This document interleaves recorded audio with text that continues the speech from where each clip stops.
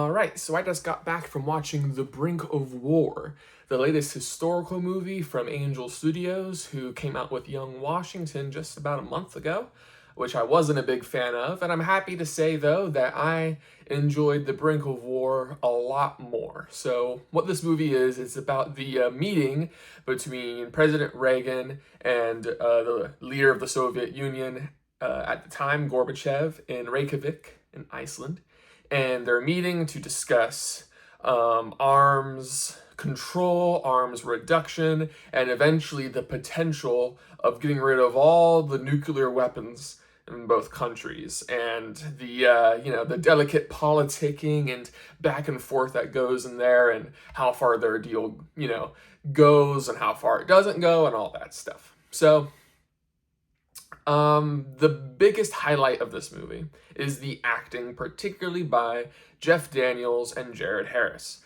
Jeff Daniels plays Reagan, and Jared Harris plays Gorbachev. Now, I don't think Jeff Daniels looks like Reagan, but from what I've seen, and I'm no historian, but from what I've seen, he acted and sounded like Reagan. So, and that's more important. It's kind of like Alden Ehrenreich playing a young Han Solo.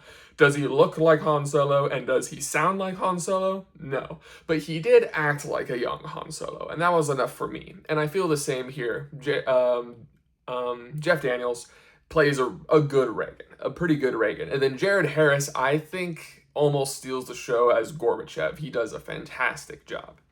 And the movie is at its best when it's just these two talking, because it does such a good job of showing both sides. I would say it is more US leaning because this is a movie made by the US, but it does a good job of trying its best to be as neutral as possible, to kind of making you, the audience, a fly on the wall in this room where these two, could argue, the two most powerful men in the world trying to come to some sort of an agreement when they disagree on so many different things. And there are a lot of jabs that they take at each other, where sometimes Gorbachev would say something and I'm like, he's got you there, that's a pretty good point. And then Reagan would come back and say something else and be like, that's another good point. And then this back and forth just keeps going.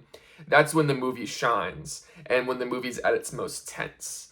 Unfortunately, the reason why I say this is a good movie, not a great movie, is because every now and then it will turn to some sort of subplot, like the CIA and the KGB in the basement, or Gorbachev's wife in Iceland.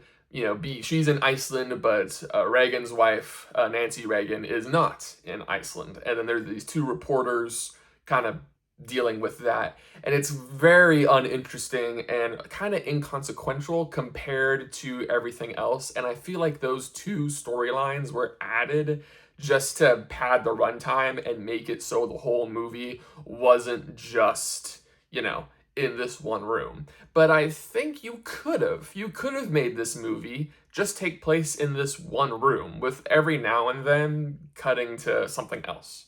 But I don't know, you could have done it. I mean, a movie came out a couple weeks ago called The Invite that mostly takes place in one apartment, and it's very entertaining the whole time. I feel like you could have done the same thing here. But regardless, those two subplots that aren't as interesting don't take away from the parts of this movie that are really, really good. The acting, the dialogue, and the story, anything that involves Reagan and Gorbachev talking to each other and trying to dish out their differences and trying to find some sort of compromise was fascinating to watch. And I'm a fan of history, but I'm not a historian, so I don't know if there were some egregious inaccuracies. I don't think there were. I didn't catch any myself personally, but I don't know. I do think you need some sort of base knowledge of the political climate at the time and who these two men were and what these countries are. The movie does kind of exposition dump you at the beginning to kind of bring you up to speed, but I do think you will benefit from having some knowledge of things like SDI and, the fundamental differences between the Soviet Union's government and the United States' government. But I don't think that's a huge barrier. I would hope that most people know these things already, so you can enjoy the movie on those terms. So yeah, it is a very talky movie. There's no action. It's a lot of, old men in a room talking to each other, and that's definitely a type of movie for a specific type of person. This is going to be called by a lot of people a dad movie, kind of like how Dunkirk or whatever is a dad movie, despite it being made by, Christopher Nolan. And yeah, this is a dad movie, but it's a good one. There's some bad dad movies. This is a good one, in my opinion. So if that appeals to you, it's playing in theaters. And yeah, those are my thoughts on The Brink of War.